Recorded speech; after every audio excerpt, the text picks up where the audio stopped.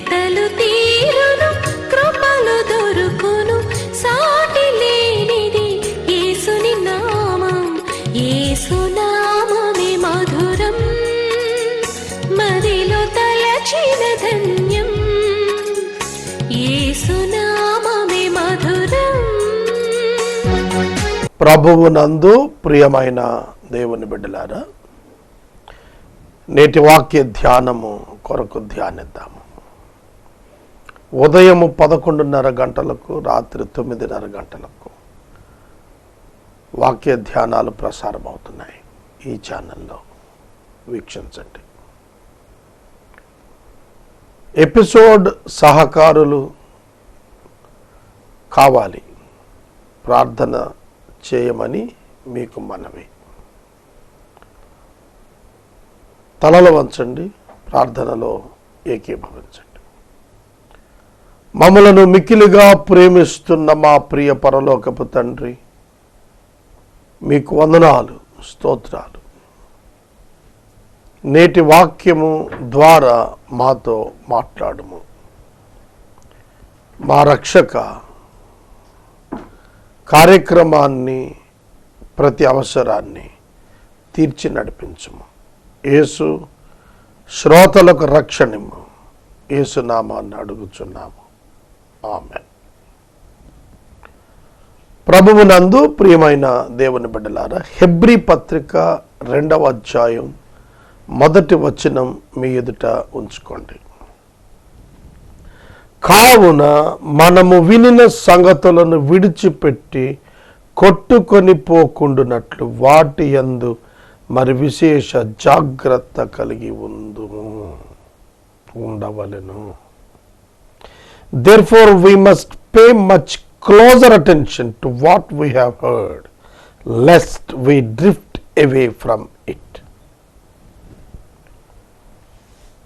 Old టెస్టిమెంట్లో దేవుడు ప్రవక్తల ద్వారా పలికిన మాటలు విడిచిపెట్టకుండా విశేష జాగ్రత్తతో కలిగి ఉండాలి, హత్తుకొని ఉండాలి. ఇది పౌలు చెప్తున్నాడు. You should not deviate from the word of God which you have already heard and received through the prophets. అదే 2వ వచనం అన్నట్టు, ఎందుకనగా దేవదూతల ద్వారా పలుకబడిన వాక్యము స్థిరపరచబడినందున. బైబిల్ గ్రంథం ఓల్డ్ టెస్టిమెంట్ మనం చూస్తే బైబిల్ చాలామంది ప్రొఫెట్స్ రాశారు. టోటల్ బైబిల్ 40 మంది రాశారు. ఈ కొత్త నిబంధన గ్రంథం వదిలిపెడితే పాత నిబంధన వరకు 30 మంది పైగా రచయితలు రాశారు. వాళ్ళు ఇది యెహోవా వాక్కు అని చెబుతూ వచ్చారు. ఇశ్రాయేలీయులతో దేవదూత వచ్చి మాట్లాడిన ఎక్స్పీరియన్సెస్ లేవు, ప్రవక్తలు వచ్చి మాట్లాడారు. దేవదూతల ద్వారా పలుకుబడిన వాక్యం స్థిరపరచబడినందున. For since the message declared by angels proved to be reliable, and every transgression or disobedience received a just retribution. న్యాయమైన ప్రతిఫలం ప్రతి అవిధేయత అతిక్రమం పొందింది. దేనివల్ల? దేవదూతల ద్వారా పలుకబడిన వాక్యం స్థిరపరచబడినందున అన్నప్పుడు వాగ్దానాలు, ప్రవచనాలు, the promises and the prophecies of God regarding the first coming of Jesus Christ was fulfilled. అందువలన, కావున, ఆ కారణము చేత. అదే అపోస్తల కార్యముల గ్రంథం 2వ అధ్యాయంలో పేతురు గారు చెప్పాడు, జీవాధిపతిని మీరు చంపితిరి గాని దేవుడు ఆయనను లేపెను, మృతులలో నుండి లేపెను. కాబట్టి ఈ వాక్యము స్థిరపరచబడింది అన్నప్పుడు వాక్యము proved to be reliable, సత్యము అని తేలిపోయింది అన్నాడు ఇంగ్లీష్లో. proved to be reliable. నమ్మదగినది అని తెలిసింది, నిర్ణయం అయిపోయింది. వాక్యము నమ్మదగినది, నెరవేరినది కావున. ఏమిటి చెబుతున్నాడంటే ప్రతి అతిక్రమము, ప్రతి అవిధేయత న్యాయమైనటువంటి ప్రతిఫలం పొందింది. A just retribution, Jewish compensation, ప్రతిఫలం పొందింది. ప్రతి పాపము, ప్రతి అవిధేయత, ప్రతి అక్రమం, దానికి రావలసిన శిక్ష ఎక్కడ పొందింది? యేసు శరీరము మీద పొందినది. రోమాపత్రిక 8వ అధ్యాయం 3వ వచనంలో దేవుడు తన సొంత కుమారుణ్ణి పాప శరీరపు ఆకారముతో ఈ లోకమునకు పంపి ఆయన శరీరమునందు పాపమునకు శిక్ష విధించెను. God punished the sin by imputing the sin on the body of Jesus Christ, and he made him as a sin. ఆయన పాపముగా చేసి ఆయన శరీరమున శిక్షను, నరకాగ్నిని దేవుడు స్వయంగా కృమ్మరించుట ద్వారా ప్రతి పాపము, ప్రతి అవిధేయత సంపూర్ణమైన శిక్ష పొందెను. కనుక మన ప్రభువు మనకిచ్చిన రక్షణ శాశ్వతం, మనం పొందిన క్షమాపణ శాశ్వతం. ధర్మశాస్త్రం నెరవేర్చబడి తొలగించబడి ఆరోపింపబడని స్థితిలో ఉన్నది.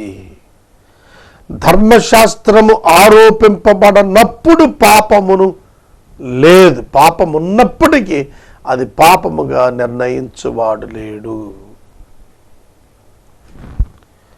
కాబట్టి ఇన్ క్రైస్ట్, క్రీస్తు యేసు నందు మనం నీతిమంతులుగా ఎంచబడ్డాం. ధర్మశాస్త్రం నెరవేరిపోయినందున పాపము ఆరోపించబడుట లేదు. పాపము ఆరోపించబడుట లేదు.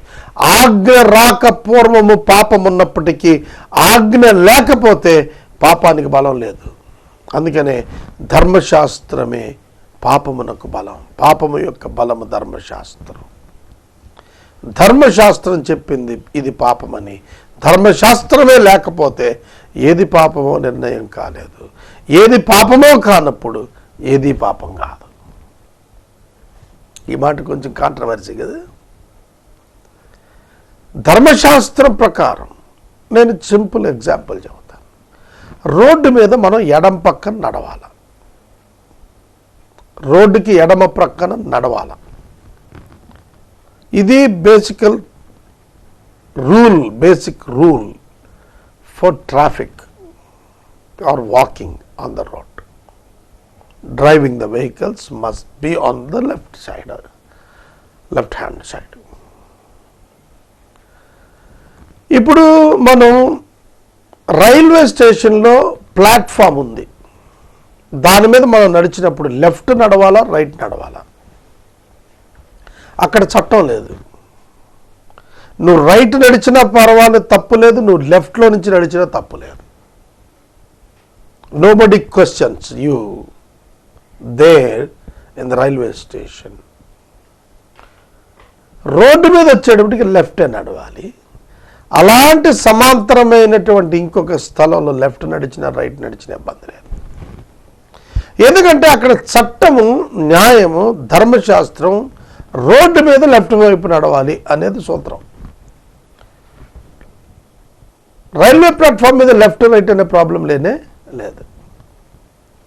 ఈ విధంగా మనం అర్థం చేసుకుంటే యేసుక్రీస్తు నందు ప్రతి పాపం క్షమించబడినందున, ధర్మశాస్త్రం నెరవేర్చబడి తొలగించబడినందున, కృపచేత మనం రక్షించబడుచు ఉన్నందున మనం ఎన్నటికి ఇక పాపులము కానేరము.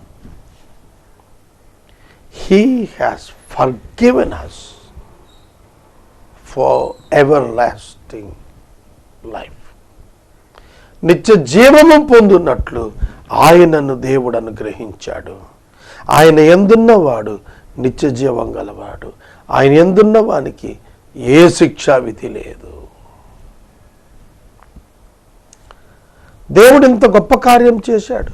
ధర్మశాస్త్రమును కాడి క్రింద నుండి తప్పించాడు. యూదులారా తెలుసుకోండి, యేసు శిలువలో దేవదూతల ద్వారా పలుకబడిన, దైవ సేవకుల ద్వారా పలుకబడిన మాటలు నెరవేర్చబడ్డాయి. కాబట్టి ప్రతి అవిధేయత శిక్ష పొందింది, ప్రతి అతిక్రమం శిక్ష పొందింది. కాబట్టి మీరు తప్పించబడ్డారు, విమోచించబడ్డారు. మిమ్మల్ని శిక్షించువాడు లేడు. తీర్పు తీర్చువాడు యేసుక్రీస్తే. యేసుక్రీస్తు క్షమించిన తర్వాత ఆయనకు తీర్పు తీర్చడు. అందుకే క్రీస్తు యేసునందున్న వానికి ఏ శిక్షా విధి లేదు అని ప్రకటించబడింది. అందుకని అంటున్నాడు పౌలు, ఇంత గొప్ప రక్షణ. ఎంత గొప్ప రక్షణ! మీరు నేను ఏ బలి ఇవ్వకుండా, మీరు నేను ఏ త్యాగం చేయకుండా, మీరు నేను ఏ ప్రతిఫలం పే చేయకుండా, అంతా దేవుడే స్వయంగా చేసి అది మనకు ఉచిత బహుమానంగా ఇస్తుంటే, ఈ రక్షణ అను ఒక గొప్ప భాగ్యాన్ని ఉచితంగా దేవుడు మనకిస్తుంటే మనం నిర్లక్ష్యం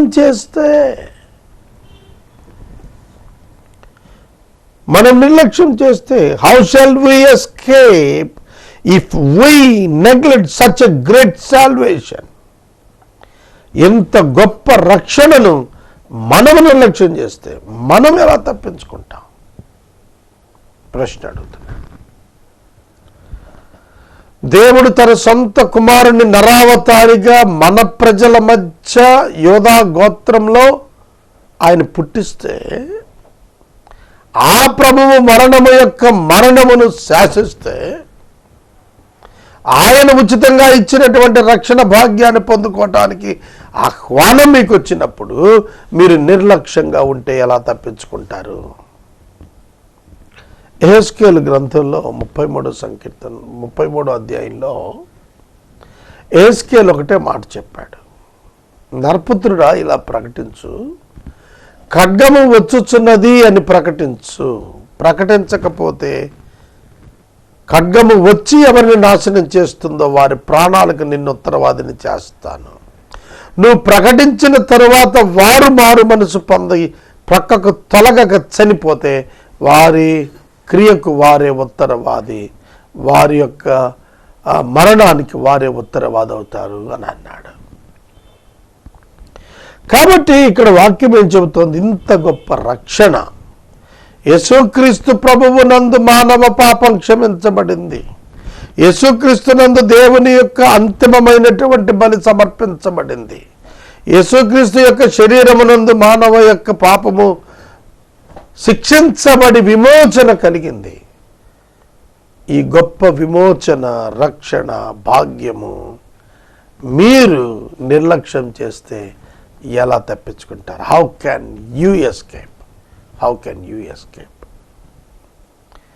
ఇవాళ చాలామంది పేదరికంలో ఉన్నారు లోకంలో.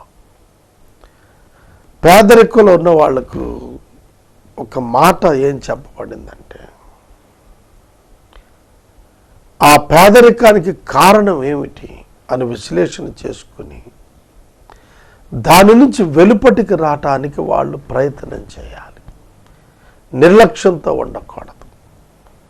వారికి అనుగ్రహించబడినటువంటి ఆధిక్యతల విషయంలో వాళ్ళు నిర్లక్ష్యంగా ఉండకూడదు. కనుక తమ యొక్క పేదరికం తొలగిపోవు ఒక మార్గము మీ ఎదుట ఉంచబడితే దానిలో ప్రవేశించకపోతే దాని నుండి ఎవరు తప్పిస్తారు మిమ్మల్ని? ఇవాళ అనేక మంది తమ యొక్క భవిష్యత్ కొరకైన తమ ప్రోగ్రామింగ్ చేంజ్ చేసుకొని డెవలప్ అయ్యారు. Nobody neglects their life. అందుకనే మనం గమనించినప్పుడు నీవు ఇష్టపడి పని చేయాలి, నువ్వు నమ్మాలి. నువ్వు నమ్మినప్పుడు అది జరుగుతుంది. నీవు దేవుని యందు విశ్వాసముతో దానిని యందు విశ్వాసం ఉంచినప్పుడు ఏదైనా జరుగుతుంది. అది విశ్వాసము ఆవగింజంత ఉంటుంది, కానీ అది కొండలను పెక్కిలించేసి సముద్రంలో పారేస్తుంది. That is the power of the faith of Jesus. Faith on Jesus. ఎలా తప్పించుకుంటారండి? మీరు తప్పించుకోలేరు. అది దేవుని వాక్యం చెబుతుంది. మనము తప్పించుకొనవలెననగా యేసు ఉచితముగా ఇచ్చిన రక్షణ నిర్లక్ష్యపరచకూడదు. అట్టి రక్షణ ప్రభువు బోధించుట చేత ఆరంభమైంది. రక్షణ ప్రభువు బోధించుట చేత ఆరంభం అవుతుంది. యేసుక్రీస్తు ప్రభువు రక్షణ కర్త, విశ్వాసానికి కర్త. ఆయన బోధ చేత ప్రారంభమై దేవుడు తన చిత్తానుసారముగా సూచక క్రియల చేత, మహత్కార్యాల చేత, అద్భుతాల చేత, పరిశుద్ధాత్మ వరములను అనుగ్రహించుట చేత వారితో కూడా సాక్ష్యం ఇస్తుండగా వినిన వారి చేత మనకు దృఢపరచబడిన ఈ రక్షణ మనకు దృఢపరచబడిందంటే ఎలా? వినిన వారి జీవితాల్లో వచ్చినటువంటి ఒక గొప్ప పెను మార్పు, అద్భుతాలు, సూచనలు, మహత్కార్యాలు మరియు పరిశుద్ధాత్మ యొక్క వరాలు, వీటన్నింటి చేత రక్షణ దృఢపరచబడినట్లుగా చూస్తాం. మీకు చాలా స్పష్టంగా అపోస్తలుల కార్యముల గ్రంథంలో సంఘము విస్తరించుట కొరకు అపోస్తలుల చేత సూచక క్రియలు, మహత్కార్యములు, అద్భుత కార్యములు, సువార్తీకరణ, సంఘస్థాపన సక్రమంగా జరిగింది.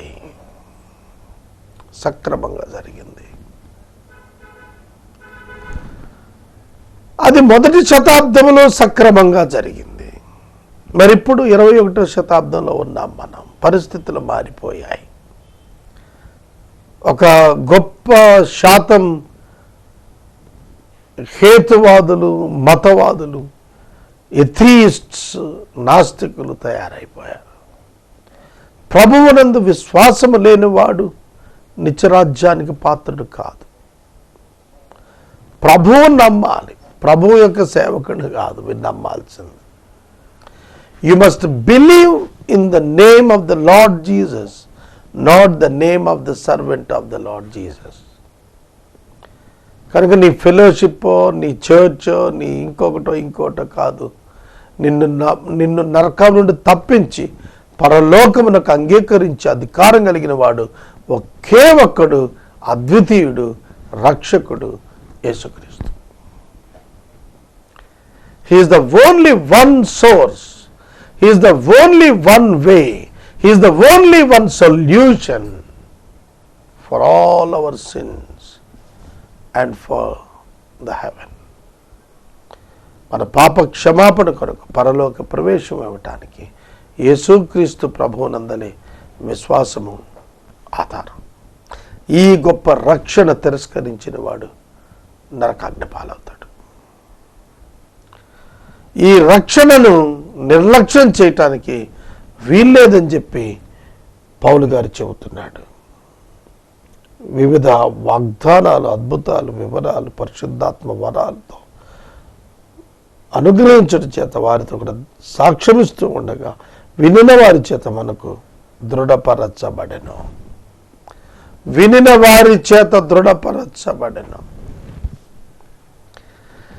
మొదటి శతాబ్దంలో సువార్తీకరణతో పాటుగా అపోస్తలులు అద్భుతములు, సూచక క్రియలు, మహత్కార్యాలు జరిగించారు. ఇప్పుడు 21వ శతాబ్దంలోకి వచ్చేటప్పటికి వాక్య ఉపదేశం మీద మనం ఆధారపడుతున్నాం.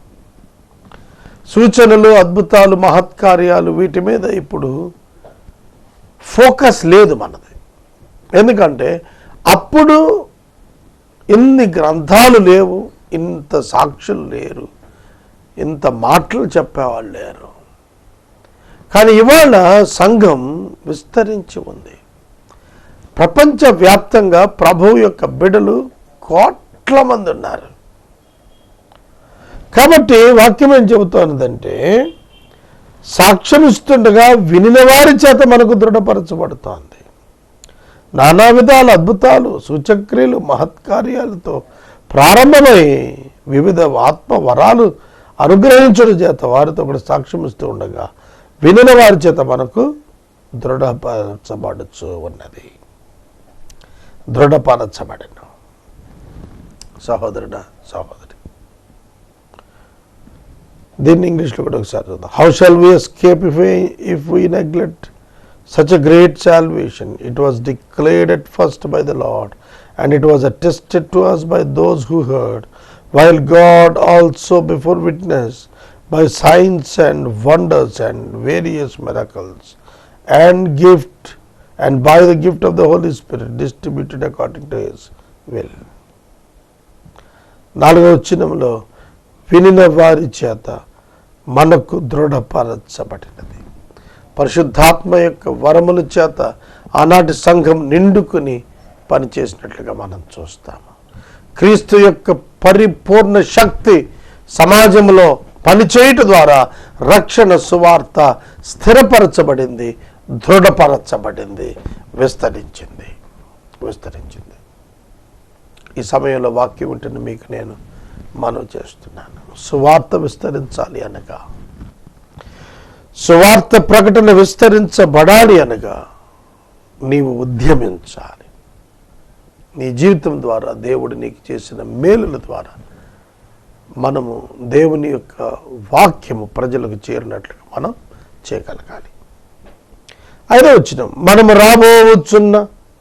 మనము మాట్లాడుచున్న ఆ రాబోవు లోకము ఆయన దూతలకు లోపరచలేదు. అయితే ఒకడు, ఈ చోట నీవు దృఢముగా సాక్ష్యం ఇస్తున్నావు. నీవు మనిషిని జ్ఞాపకం చేసుకున్నట్టుకు వాడు ఏ పాటివాడు? నీవు నరపుత్రుని దర్శించుటకు వాడు ఏ పాటివాడు? నీవు దేవదూతల కంటే వాడిని కొంచెం తక్కువగా చేశావు.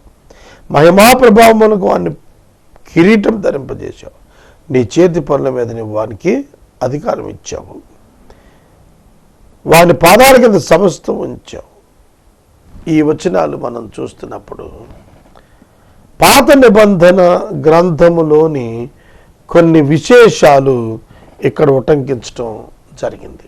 డిఫరెంట్ స్క్రిప్చర్స్లో ఓల్డ్ టెస్టిమెంట్లో ఎట్లా ఇవి రాసుకుంటా వచ్చాడనేది మనకు చెబుతున్నాడు. Thou madest him a little lower than the angels. Thou crownest him with the glory and honor, and didst set him over the works of thy hands. అది మనకి కీర్తన 8:4, కీర్తనలో 8వ సంకీర్తన 4వ వచనము ఇక్కడ వ్రాయబడినటువంటి మాటలు. నరపుత్రుని జ్ఞాపకం చేసుకోటానికి వాడు ఏ పాటి వాడని చెప్పబడినటువంటి మాటలు 8వ అధ్యాయం 4వ వచనంలో ఉన్నాయి. నీవు మనుషుని జ్ఞాపకము చేసుకున్నట్టుకు వాడే పాటివాడు, నీవు నరపుత్రుని దర్శించుటకు వాడే పాటివాడు. దేవుని కంటే వానికి కొంచెం తక్కువ వానిగా చేసి ఉన్నావు. మహిమా ప్రభావములతో వానికి కిరీటం ధరింపజేసి ఉన్నావు. నీ చేతి పనుల మీద వానికి అధికారం ఇచ్చి ఉన్నావు. నీ చేతి పైన నీ ఆకాశములు, నీ చేతి పని అయిన నీ ఆకాశములు నీవు కలుగు చేసిన నక్షత్రం చూడగా. When we observe the whole universe comparing with the human being, ఈ సూర్యుడిని, నక్షత్రాలు, చంద్రుడిని, నెబ్యులాలు, పాలపుంతలు, ఈ గెలాక్సీలు ఇవన్నీ చూసినప్పుడు నరపుత్రుని జ్ఞాపకం చేసుకోవటానికి వాడే పాటివాడు, మంటి వంటి వాడు, మిన్నల్లి వంటి వాడు, చచ్చిన కుక్క వంటి వాడు. దేవదూతల కంటే కొంచెం తక్కువ వానిగా చేశావు. God has given us His image and likeness. No one on the earth like us. మనలాంటి వాడు సృష్టిలో ఇంకొకడు ఉండడు. మన వాళ్ళే ఆలోచించువాడు, మనలా తలంచువాడు, మనలా జీవించువాడు.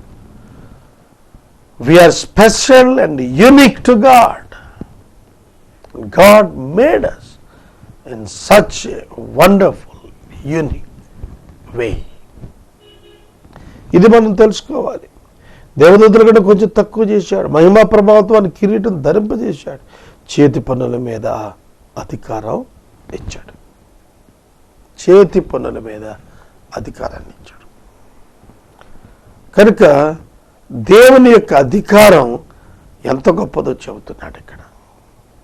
పరిశుద్ధుడైన పౌలు సంఘంతో మాట్లాడుతూ, నీవెంతటి వాడవు మంటి వాడివి, నీవెంతటి వాడవు అల్పమైన వాడివి, నిన్ను దేవుడు జ్ఞాపకం చేసుకుని నిన్ను తన యొక్క అధికారముతో ఆశీర్వదించాడు, నిన్ను కిరీటంతో ధరింపజేసి ఆశీర్వదించాడు, నిన్ను బానిసగా ఉండకుండా తక్కువ వానిగా ఉండకుండా నిన్ను విమోచించాడు, నీ పాదాల కింద సమస్తము ఆయనే ఏర్పరిచి ఉంచాడు.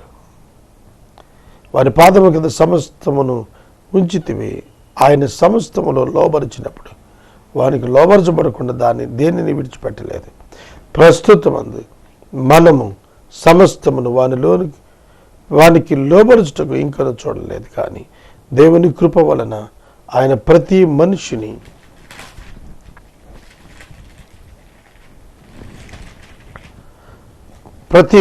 కొరకు మరణం అనుభవించినట్లు దేవదూతల కంటే కొంచెము తక్కువ వాడుగా చేయబడిన యేసు మరణము పొందినందున మహిమా ప్రభావంతో కిరీటము ధరించిన వానిగా ఆయన చూస్తున్నాము.